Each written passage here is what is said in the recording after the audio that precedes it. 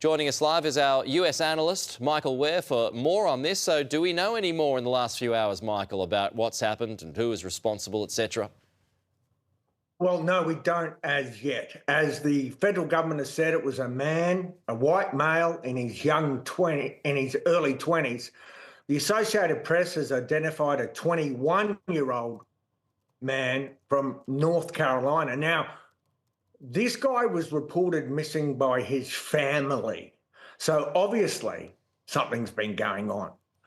Now, what the authorities are saying is that he drove from North Carolina to Florida and either picked up, according to some reports, or purchased the shotgun en route. So welcome to America.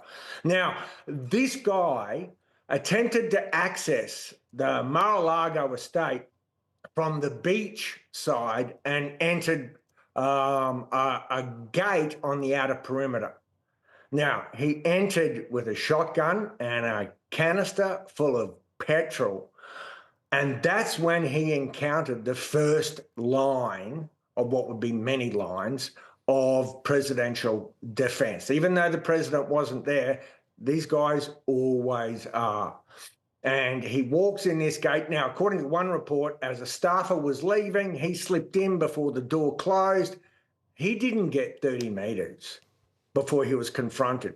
The Palm Beach County Sheriff says that one of his deputies and two Secret Service agents confronted this bloke instantly and told him to drop it, both the shotgun and the petrol. Well, he put down the petrol, but he raised the shotgun, and all three blew him away. So this is at least the third known incident involving a gunman potentially targeting President Trump. There was the actual shooter who wounded President Trump, and then there was another guy who, at the same place at Mar-a-Lago, tried to shoot through the fence.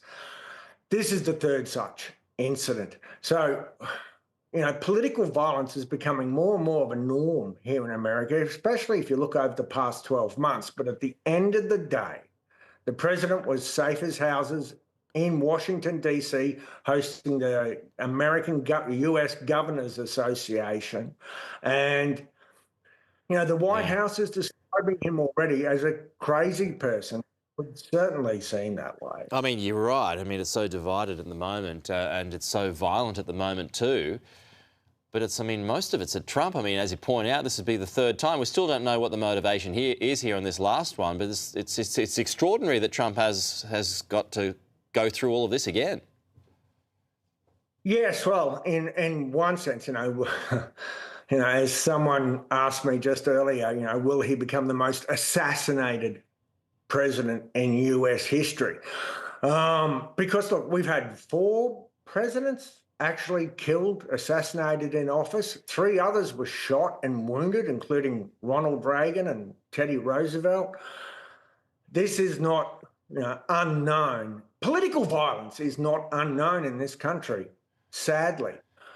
And obviously the White House has come out strong, trying to blame the rhetoric from the Democrats that's fueling this sort of antagonism. The Democrats say, no, you just got to listen to the president himself. You know, his language is so divisive, it's fueling the antagonism. The question I'm wondering now is, notwithstanding whatever the motives of this young kid may or may not have been, and this was a nothing burger of an attack. The president wasn't even there. Sure. What I'm starting to wonder is, are we going to get to a point where we see an aggrieved MAGA supporter trying to kill the president, saying, oh, you didn't live up to your promises, whatever. I mean, that's how caustic this situation has become in the United States. Sure. Just a final one, just before we go, and switching topics, Michael, the extra tariffs, I mean, of course, triggered by a Supreme Court decision that went against the original tariffs over the weekend. And then you had trade data last week that showed the tax take isn't all that different to how it was before the tariffs were imposed, the original ones. So what's the idea, in your view, behind this increased tax, which would include us from 10 to 15% now? Well, It's an increase for some and it's a massive decrease for others. Okay, so, this is a screw Australia kind of increase because we were at 10%, and now we've gone under the law that exists. The president can impose a 15% tariff globally. It can't vary nation to nation, and it can only last for 150 days, so 5 months. After 5 months, the president has to go to Congress, which is what the Supreme Court said he should have done in the first place, to get legislation for these tariffs.